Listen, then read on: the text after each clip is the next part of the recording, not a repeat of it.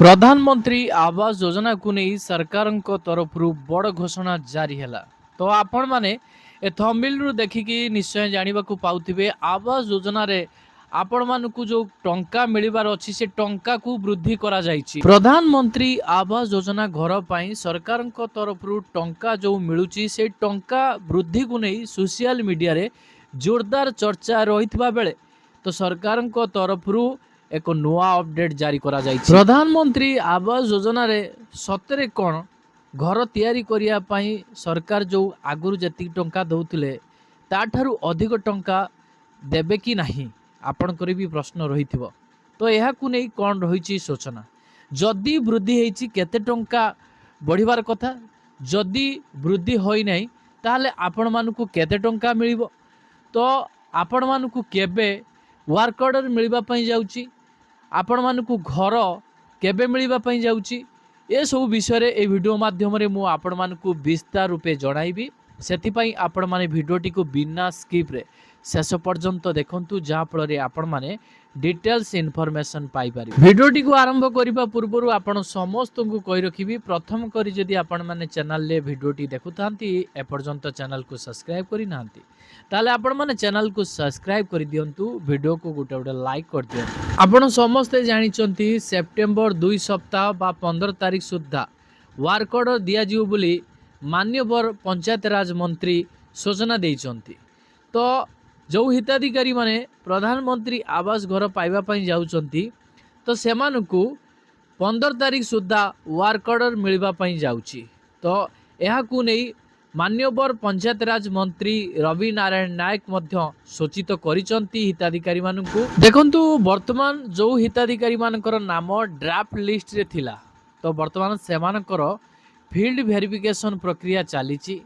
एई field verification प्रक्रिया रे हिताधिकारी माने शामिल हेइसंती। जो हिताधिकारी माने फील्ड वेरिफिकेशन अर्थात जांच प्रक्रिया समाप्त करि सारिसंती सेमानकर नाम स्वतंत्र लिस्ट रे आसीबा पई जाउची।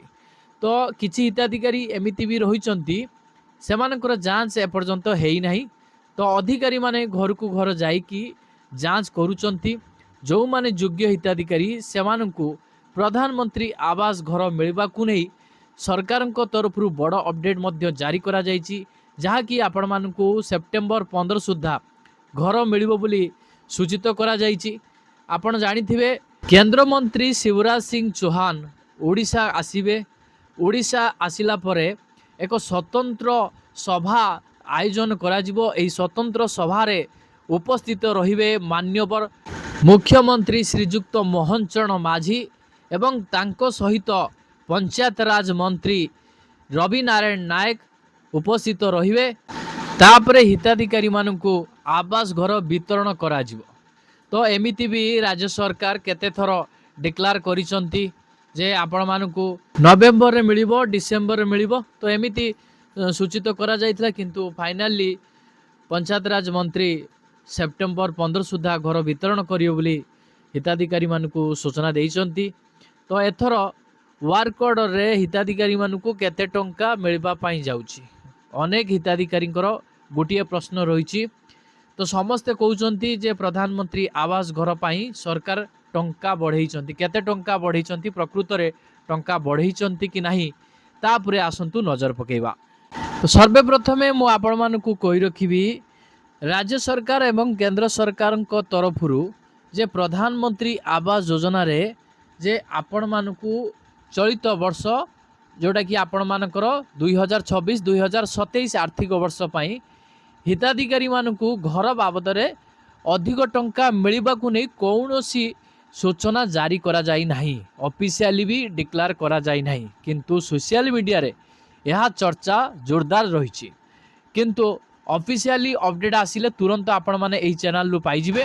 पूर्वरु आपण मानकु प्रधानमंत्री आवास घर करिबा पई 1,20,000 टंका प्रधानमंत्री ग्रामीण रे मिलुथला किंतु प्रधानमंत्री शहरी पाई अलगा रहिछि।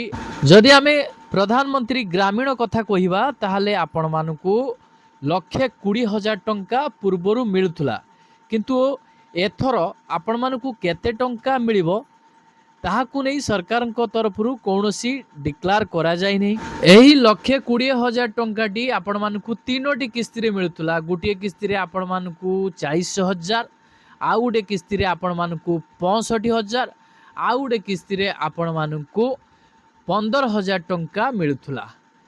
ଏହା ସହିତ ସରକାର ମଧ୍ୟ ଡିକ୍ଲାର ମଧ୍ୟ କରିଛନ୍ତି ଯଦି ଆପଣମାନେ ଠିକ୍ ସମୟ ମଧ୍ୟରେ ଆପଣ ଘର କମ୍ପ୍ଲିଟ୍ କରିଦେଉଛନ୍ତି ବୋନସ୍ ମଧ୍ୟ ଅତିରିକ୍ତ ପାଇବେ। ତ 2 ଟ୍ରିପ୍ ବାଲି ମଧ୍ୟ ଆପଣମାନଙ୍କୁ ମିଳିବ। ଯଦି ଏଥର ଆପଣମାନଙ୍କର ପ୍ରଧାନମନ୍ତ୍ରୀ ଆବାସ ଘର ପାଇଁ ଟଙ୍କା ବଢ଼େ ତାହେଲେ କେତେ ଟଙ୍କା ବଢ଼ିବ? ପ୍ରାୟ 1,80,000 ଟଙ୍କା ବଢ଼ିବାର ସମ୍ଭାବନା ରହିଛି, କିନ୍ତୁ ସରକାରଙ୍କ ତରଫରୁ ଏପର୍ଯ୍ୟନ୍ତ କୌଣସି ଡିକ୍ଲାର କରାଯାଇ ନାହିଁ। ଆପଣ ତ ଜାଣିଥିବେ ଆଜିକା ଡେଟ୍ରେ ଦରଦାମ କେତେ ଉଚ୍ଚରେ ରହିଛି। ଯେମିତିକି ଆପଣମାନଙ୍କର ରଡ଼, ସିମେଣ୍ଟ, ଇଟା, ବାଲି, ମିସ୍ତ୍ରୀ ମଜୁରୀ ମଧ୍ୟ ତ ବହୁତ ଦର ମଧ୍ୟ ବଢ଼ିଛି।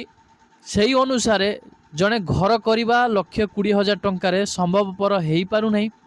ତ ଏହାକୁ ଦୃଷ୍ଟିରେ ରଖି ହୁଏତ ରାଜ୍ୟ ସରକାର ଏବଂ କେନ୍ଦ୍ର ସରକାରଙ୍କ ମିଳିତ ସମନ୍ୱୟରେ ଏକ ବୈଠକ ମଧ୍ୟ ଅନୁଷ୍ଠିତ ହୋଇପାରେ।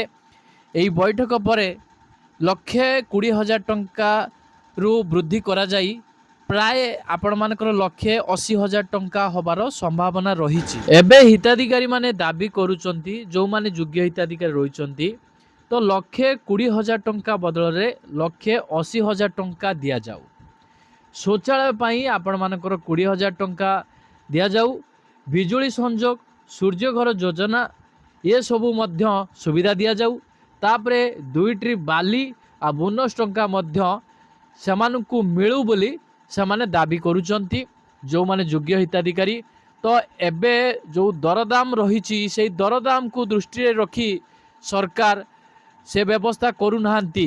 ତ ପୂର୍ବରୁ ଯେତିକି ଟଙ୍କା ଦେଉଥିଲେ ଦରଦାମ ବଢ଼ିନଥିଲା, ଏବେ ଦରଦାମ ଅଧିକ ବଢ଼ିବା ସତ୍ତ୍ୱେ ବି ସେତିକି ଟଙ୍କା ରାଜ୍ୟ ସରକାର ଏବଂ କେନ୍ଦ୍ର ସରକାରଙ୍କ ତରଫରୁ ଦିଆଯାଉଛି। ହିତାଧିକାରୀମାନଙ୍କର ଦୁଃଖ ନିହାତି ସରକାର ବୁଝିବା ଦରକାର।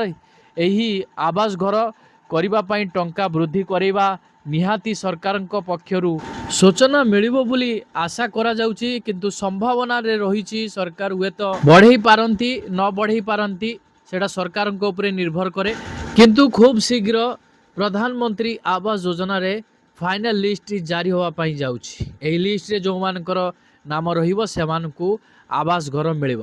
କିନ୍ତୁ ଆବାସ ଘର ମିଳିବାକୁ ନେଇ କ'ଣ କ'ଣ ସୁବିଧା ରାଜ୍ୟ ସରକାରଙ୍କ ତରଫରୁ ମିଳୁଛି କିମ୍ବା କେନ୍ଦ୍ର ସରକାରଙ୍କ ତରଫରୁ ଦିଆଯିବ, ଏହାକୁ ନେଇ କୌଣସି ଅପଡେଟ୍ ଏପର୍ଯ୍ୟନ୍ତ ଜାରି ହୋଇନାହିଁ। ଯେଉଁମାନେ ଯାଞ୍ଚ କରିସାରିଛନ୍ତି ତ ସେମାନେ ଏହି 3ଟି କାମ ନିହାତି କରିନିଅନ୍ତୁ। ଗୋଟିଏ ଆପଣମାନଙ୍କର ଆଧାର ସହିତ ବ୍ୟାଙ୍କ ଆକାଉଣ୍ଟ ସଂଯୋଗ, ଡିବିଟିକୁ ସକ୍ରିୟ, ତାପରେ ଆପଣମାନଙ୍କର ବ୍ୟାଙ୍କ ଆକାଉଣ୍ଟରେ KYCକୁ ଅପଡେଟ୍ କରାଇ ନିଅନ୍ତୁ।